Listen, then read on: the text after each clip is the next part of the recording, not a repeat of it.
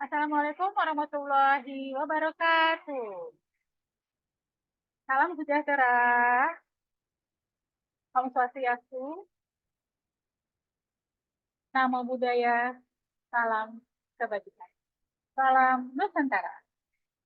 Bapak Ibu Guru yang terhormat, bertemu kembali kita bersama dalam ruang belajar kita, di mana banyak sekali hal-hal yang akan kita dapatkan dan bisa menambah literasi kita dan menambah wawasan pengetahuan kita tentunya.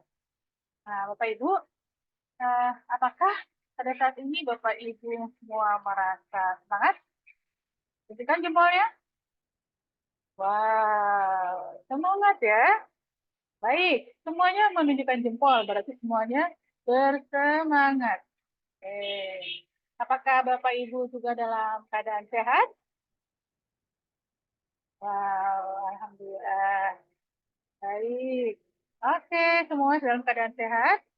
Nah, dan apakah Bapak Ibu juga sudah siap? Nah, silakan untuk menyiapkan kondisi kita pada pertemuan ini untuk menyiapkan buku catatan, alat tulis, kemudian boleh juga menyiapkan minuman apabila nanti dalam pelaksanaan Bapak Ibu ingin minum, ataupun camilan supaya kita bisa tetap mengikuti kegiatan dengan baik. Baik, oke. Sudah siap Bapak Ibu? Baik, kalau sudah siap, tadi mengacungkan jempol satu, maka sekarang mengacungkan kedua jempolnya bersama-sama. Nah, seperti ini. Baik. Oke, semuanya sudah siap. Baik. Pada pertemuan kita kali ini, kita akan membahas tentang skill mendukung. Nah, skill mendukung ini adalah skill yang penting dalam kegiatan coaching. Nah, untuk kali ini izinkan saya untuk membawakan slide PowerPoint dari coach trainer master kita, yaitu Coach Utara, Itoro. Oke. Nah, Bapak Ibu, dalam tahapan pertama, skill mendukung, kita akan mempelajari dua sub-skill, yaitu membuat kerangka pikir serta komitmen. Ya. Nah, sekarang perhatikan Bapak Ibu, di sini ada gambar.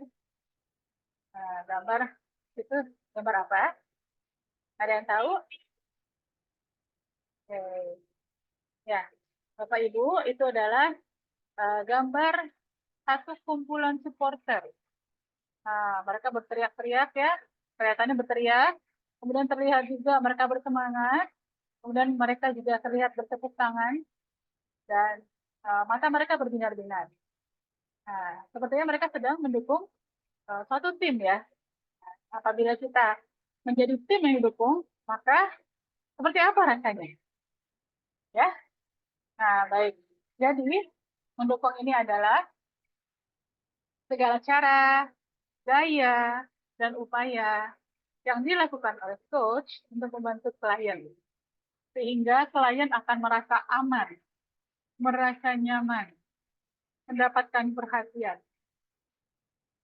diterima, mendapat penghargaan, dan dianggap istimewa. Nah, itu adalah perasaan seorang klien apabila mendapatkan dukungan.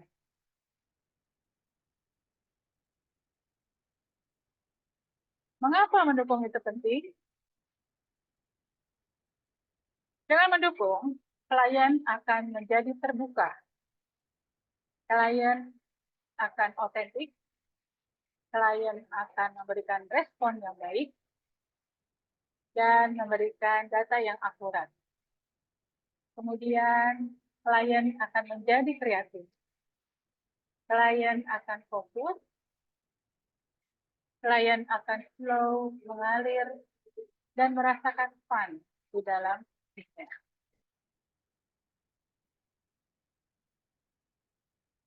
Di sini, dalam skill mendukung, ada 8 sub-skill. Yang pertama yaitu membuat kerangka berpikir, membuat komitmen, dan yang ketiga adalah menyamakan rule.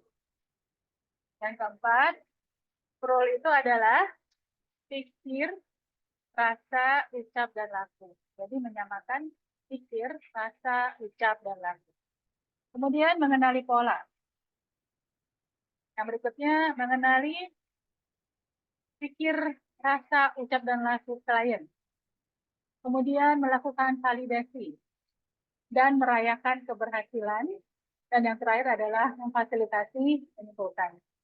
Jadi Bapak Ibu, ada 8 soft skill dalam mendukung. Bagaimana? Rasanya jadi ingin tahu ya? Ingin tahu apa sih 8 soft skill tadi? Oke, baik. Kita teruskan. Yang pertama adalah membuat kerangka pikir coaching. Membuat kerangka pikir coaching adalah membentuk kerangka pikir klien di awal sesi coaching dengan tujuan. Yang pertama, klien siap mengikuti coaching.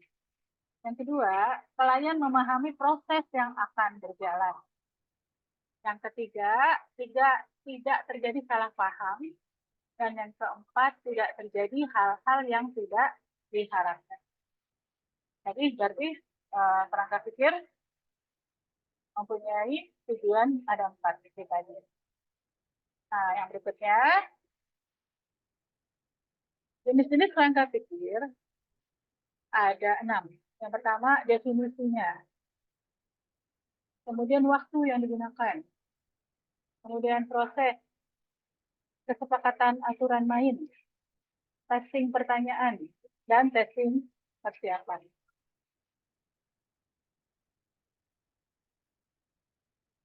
Nah, setelah kita membuat kerangka pikir, kita akan membuat komitmen.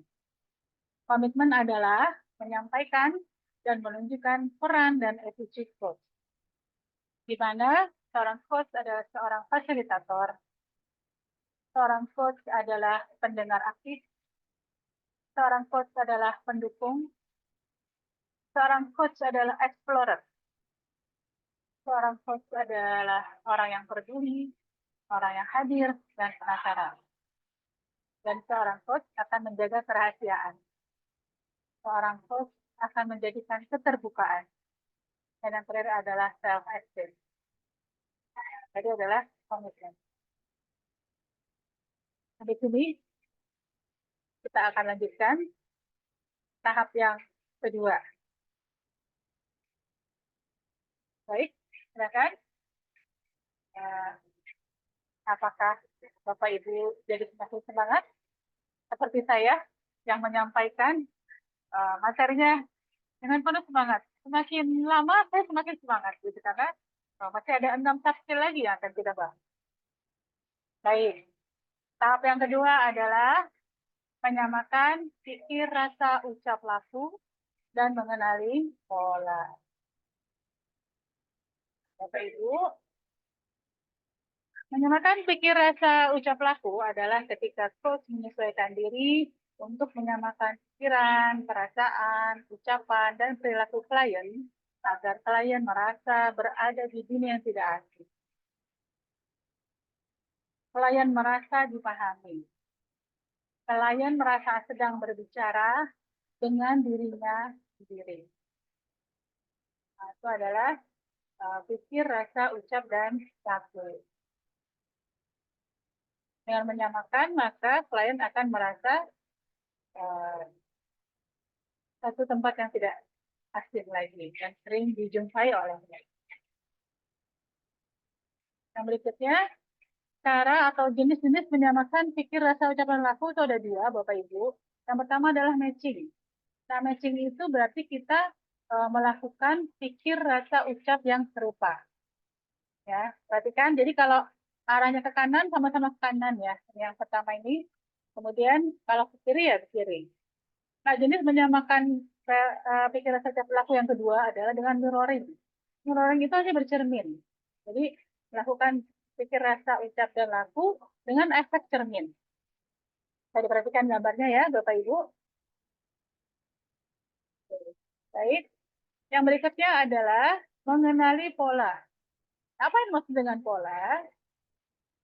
Pola adalah sesuatu hal Dalam hal ini adalah pikiran, perasaan, ucapan, dan perilaku yang diulang atau berulang lebih dari 3 kali dengan cara dan gaya yang sama di dalam sebuah sesi coaching. Ya, dengan mengenali pola, maka tujuannya adalah klien dipahami dan memahami dirinya dengan lebih baik.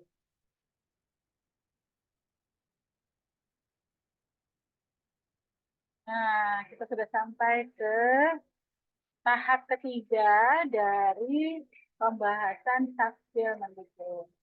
Bapak Ibu silakan apabila ada yang ingin minum.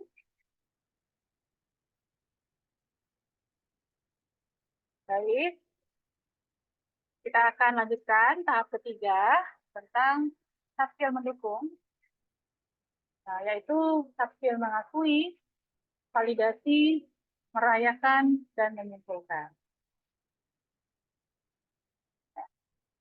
Nah, mengakui pikir, rasa, ucap, dan laku adalah mengakui pikiran, perasaan, ucapan, dan perilaku klien dengan cara menyampaikan apa yang kau saksikan, apa yang dilihat, apa yang didengar, dan dirasakan, kemudian diakhiri dengan pertanyaan klarifikasi. Sedangkan melakukan validasi adalah menanyakan hubungan antara pernyataan klien yang diucapkan sebelumnya dengan pernyataan sesudahnya. Atau menanyakan hubungan antara pernyataan klien dengan coaching goal. Jadi bisa dua ya, bisa pernyataan yang sebelumnya dan pernyataan yang berikutnya, atau hubungan pernyataan klien dengan coaching goal yang jadi di awal sudah disampaikan oleh klien. Sedangkan yang berikutnya adalah setelah validasi, kita bisa merayakan keberhasilan. Artinya adalah merayakan keberhasilan klien berdasarkan ukuran, kriteria, atau standar yang telah ditetapkan oleh klien sebelumnya. Atau bisa juga ukuran, kriteria, atau standar dari luar yang disetujui, diambil, disepakati, atau dibenarkan oleh klien. Jadi bisa ada dua, ukuran keberhasilannya, bisa dari dalam diri klien sendiri, atau dari standar luar yang disepakati dan disetujui dan dibenarkan oleh klien. Nah, taksil yang terakhir adalah, atau taksil yang ke-8, memfasilitasi menyimpulkan. Adalah ketika coach meminta klien menyimpulkan apa yang diperoleh selama sesi coaching dan dilanjutkan dengan melakukan tes, check, clarify, dan explorer untuk mendapatkan kesimpulan yang jelas dan lengkap. Nah, Bapak Ibu, alhamdulillah kita sudah di akhir penghujung materi 8 taksil mendukung. Semua apa yang kita terima mudah-mudahan tidak menjadikan kita puas, kan menjadikan kita menjadi tidak puas untuk lebih belajar lagi dan belajar lagi. Nah, sekian dari saya. Terima kasih. Assalamualaikum warahmatullahi wabarakatuh.